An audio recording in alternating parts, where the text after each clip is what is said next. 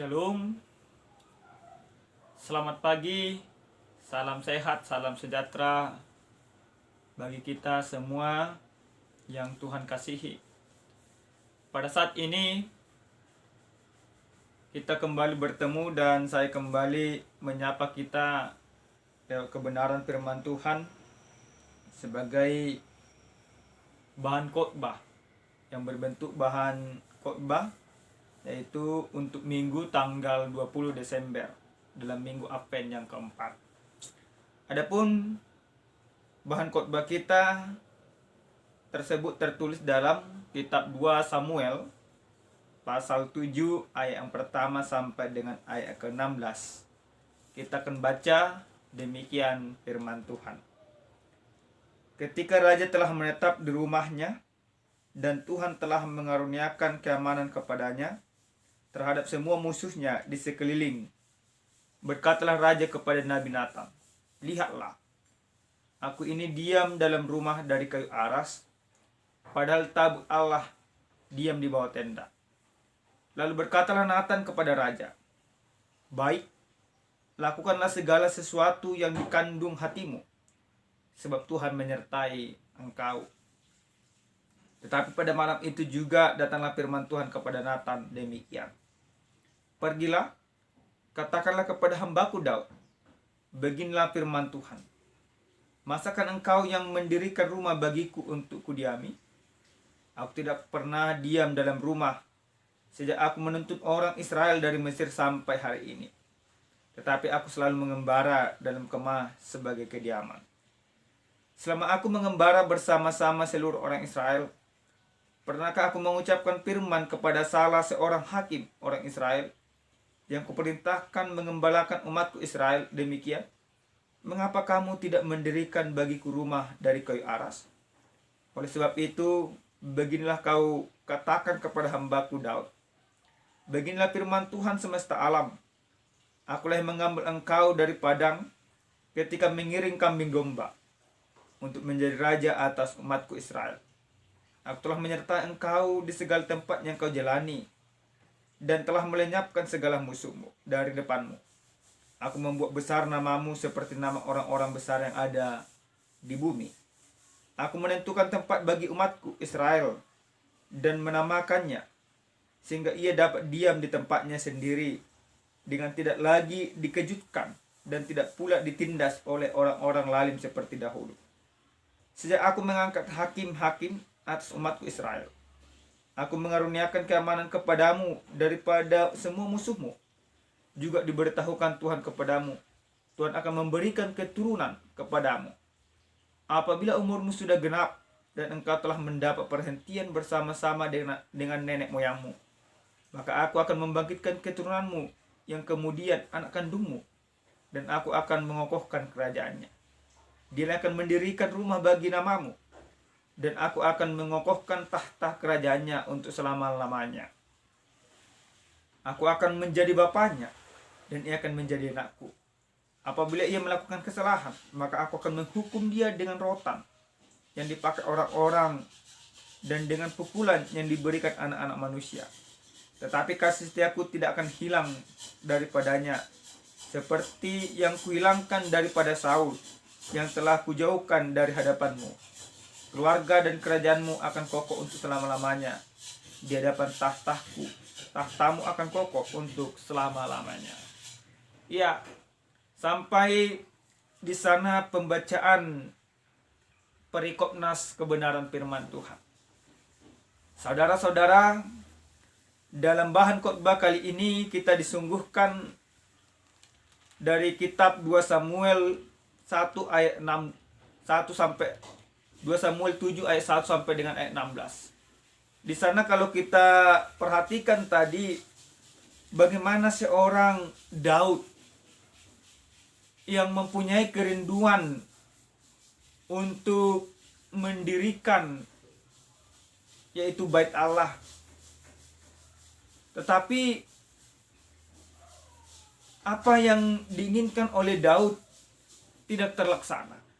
Ketika Daud sudah mendapat ketentraman, ketika Daud sudah mendapatkan kenyamanan, maka pada saat itulah dia melihat bahwa tidak sebanding tempat tabut perjanjian yang dikatakan dalam perikop ini di Kemah.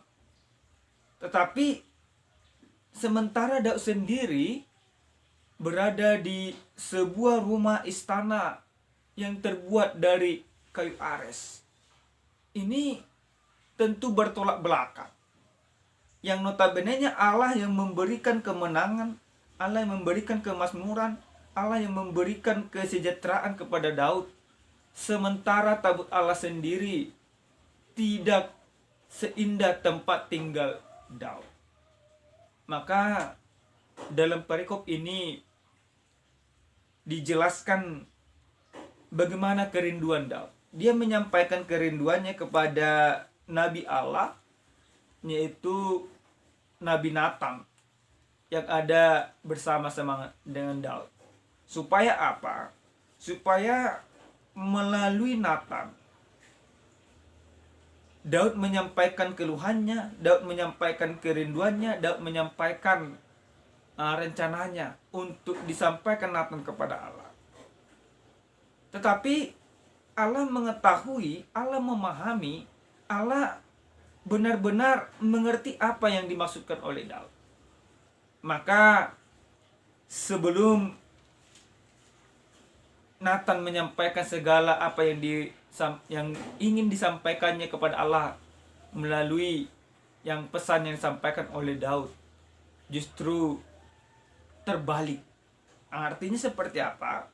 Yang artinya justru Tuhan menjanjikan hal yang begitu luar biasa yang akan Tuhan berikan kepada Daud dan keturunannya. Apa janji Allah terhadap Daud dan keturunannya?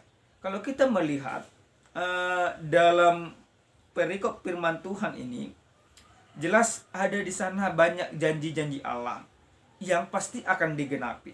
Yang dikatakan di sana, aku akan mengaruniakan keamanan kepadamu. Janji Allah yang pertama yang sudah genap dan yang akan digenapi. Yang sudah genap artinya seperti ini, bahwa Daud sudah memperoleh kenyamanan dan keamanan. Dan Allah juga berjanji akan tetap memberikannya kepadanya. Maka ini begitu luar biasa yang terus dinikmati oleh Daud. Baru janji yang kedua dikatakan, aku akan memberikan kepadamu keturunan. Keturunan seperti apa? Jelas kalau kita melihat keturunan yang diberikan oleh Allah kepada Daud, yaitu keturunan yang takut akan Tuhan, yang mengokohkan kerajaan Daud di dunia ini. Itu nampak pada masa Raja Salomo. Janji yang ketiga yang Tuhan katakan, apabila umurmu sudah genap dan engkau telah mendapat perhentian bersama dengan nenek moyangmu, ada ketentraman, ada kedamaian ketika Daud nanti akan meninggal. Apabila sudah umurmu sudah genap, dia akan ditempatkan bersama-sama dengan nenek moyangnya. Siapa nenek moyang yang dimaksudkan? Nenek moyangnya yaitu Abraham, Ishak, dan Yakub, yang mana mereka mendapatkan ketenangan bersama dengan Tuhan. Maka Daud juga Allah janjikan akan bersama-sama dengan mereka. Akan bersama-sama dengan mereka berarti akan duduk bersama, akan sama-sama mendapatkan ketenangan ketika dia nantinya meninggal. Janji yang berikutnya yang Tuhan katakan, maka aku akan membangkitkan keturunanmu yang kemudian anak kandungmu, dan aku mengokohkan kerajaannya. Mengokohkan kerajaannya. Kerajaan yang mau dikokohkan itu ialah kerajaan yang diurapi, kerajaan yang takut akan Tuhan, dan kerajaan yang benar-benar mempermuliakan Tuhan. Kerajaan Daud yang akan Tuhan kokohkan adalah kerajaan yang benar-benar yang takut akan Tuhan. Baru di sana lah Tuhan katakan juga melalui keturunannya lah. Allah tidak mengizinkan Daud mendirikan baitnya.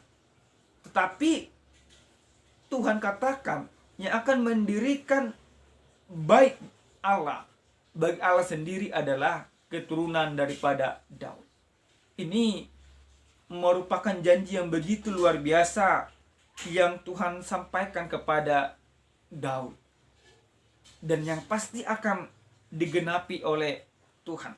Baru di sana juga jelas dikatakan, aku akan menjadi bapaknya dan ia akan menjadi anakku. Bagaimana seorang Daud yang takut akan Tuhan, maka Tuhan juga berjanji bahwa dia juga akan memelihara, akan menjaga, akan menuntun keturunan Daud itu selama dia memerintah. Tetapi ada yang perlu digarisbawahi. Tuhan juga katakan di sana, apabila ia melakukan kesalahan, maka aku akan menghukum.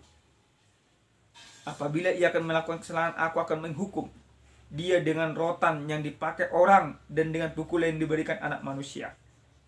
Nah, hal ini memberikan pengertian. Ternyata yang Tuhan rindukan, yang Tuhan inginkan, yaitu bagaimana keturunan Daud itu tidak menjadi anak emas. Yang Tuhan rindukan adalah bagaimana keturunan Daud itu tetap takut akan Tuhan. Namun, sama halnya dengan yang lain. Ketika dia jatuh ke dalam dosa, seperti Salomo pada akhir hidupnya, yaitu dia melakukan penyembahan berhala, maka Tuhan menghukumnya. Tuhan tidak pernah berkompromi terhadap kesalahan dan dosa. Sekalipun dia memang benar-benar mengasihi, benar-benar mencintai, benar-benar menjadi Allah bagi Daud. Tetapi Allah tidak akan pernah menutup matanya atas kesalahan. Ini merupakan suatu keadilan yang begitu luar biasa, yang tetap Tuhan tegakkan di dunia ini. Tidak persoalan siapapun dia. Kalau dia memang pantas untuk dihukum karena melakukan kesalahan, maka Tuhan akan menghukumnya. Tetapi penghukuman yang akan Tuhan berikan, yaitu penghukuman yang setimpal. Penghukuman yang Tuhan berikan, yaitu penghukuman yang benar-benar menunjukkan kasih sayang dan kesetiaan. Penghukuman yang Tuhan berikan, yaitu penghukuman yang benar-benar menyadarkan. Bukan penghukuman yang membabi buta. Baru di sana juga dikatakan, tetapi kasih setiaku tidak akan hilang daripadanya seperti yang kuhilangkan daripada Saul. Ada janji Tuhan. Bagaimana Tuhan membandingkan apa yang Tuhan lakukan kepada Daud nantinya dan keturunannya, dan juga kepada Saul. Jelas, kalau kita mengingat bagaimana roh Tuhan terangkat daripada Raja Saul, ketika Saul tidak taat kepada Tuhan, maka Tuhan tidak mengindahkan Saul lagi. Tetapi bagi keturunan Daud dikatakan akan tetap menunjukkan kasih setia. Bahkan ini yang begitu luar biasa dan menjadi tema. Keluarga dan kerajaanmu akan kokoh untuk selama-lamanya di hadapanku. Tahtamu akan kokoh untuk selama-lamanya. Keluarga dan kerajaanmu akan kokoh untuk selama-lamanya. Forever, selama-lamanya, tidak berkesudahan. Ini yang Tuhan janjikan akan Tuhan genapi. Nah, Bapak Ibu semuanya, dalam hal ini tema yang sampai kepada kita yaitu kerajaan Mesias yang kokoh selama-lamanya.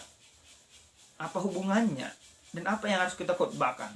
Dikatakan kerajaan Mesias yang kokoh. Apa yang dimaksud dengan Mesias? Mesias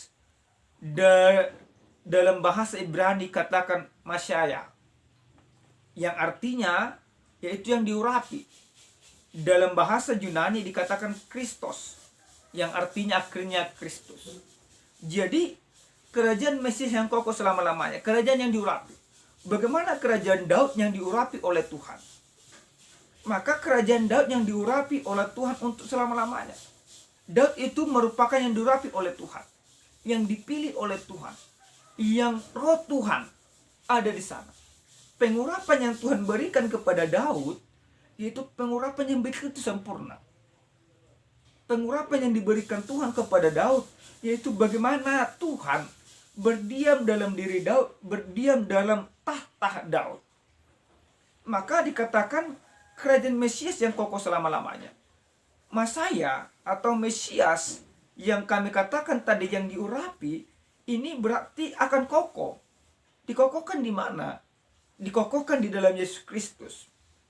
Maka kerajaan Daud ini akan semakin kokoh di dalam Kristus Yesus. Itu yang mau dikatakan pada saat ini. Maka firman ini mau mengajarkan kepada kita apa yang harus kita khotbahkan. Nah, ini yang perlu kita pahami. Bagaimana kerajaan Mesias yang kokoh selama-lamanya. Supaya kita menjadi bagian yang diurapi oleh Tuhan. Berarti yang pertama kita harus takut kepada Tuhan. Kita harus takut kepada Tuhan. Bagaimana Daud mempunyai kerinduan untuk membangun bait Allah. Tetapi bukan rencana Daud yang nyata. Ini mau mengindikasikan sama kita. Ini mau kita khotbahkan. Sekalipun kita mempunyai banyak rencana, banyak program, banyak hal yang kita rencanakan, yang kita rindukan akan kita lakukan. Tetapi kita harus tetap mempercayakan dialah rencana Tuhan yang nyata ke dalam kehidupan kita. Ini harus perlu kita pahami dalam minggu Advent yang keempat ini. Rencana Tuhan harus benar-benar nyata dan terrealisasi di dalam kehidupan kita. Itu yang pertama yang harus kita khotbahkan. Yang kedua, bagaimana ketika kerajaan Mesias yang kokoh selama-lamanya ini hidup di dalam Kristus. Maka yang harus kita khotbahkan, kita harus menjadi bagian daripada kerajaan itu. Bagaimana caranya supaya kita menjadi bagian dari kerajaan Mesias itu? Maka kita harus takut kepada Tuhan. Kerajaan Mesias yang kokoh itu akan digenapi di dalam Kristus Yesus. Maka sangat disayangkan ketika kerajaannya kokoh di dunia ini, tetapi kita tidak menjadi bagian dari kerajaan itu. Firman ini mau mengajak kita. Bagaimana kerajaan Mesias itu akan dikokohkan. Bagaimana kita harus menjadi bagian daripada kerajaan itu. Yang berikut Bapak Ibu, jemaat Tuhan, apa yang harus kita khotbahkan? Ketika kita sudah takut akan Tuhan, maka ketika kerajaan Mesias akan dikokohkan, kita takut kepada Tuhan, kerajaan Mesias akan dikokohkan, maka yang paling utama janji Tuhan akan diberikan kepada kita. Kasih setia Tuhan tidak akan hilang daripada orang yang takut akan Tuhan. Ini menjadi indikasi yang begitu luar biasa yang harus kita pegang teguh di dalam kehidupan kita. Jangan pernah kita kehilangan kasih setia Tuhan di dalam hidup kita.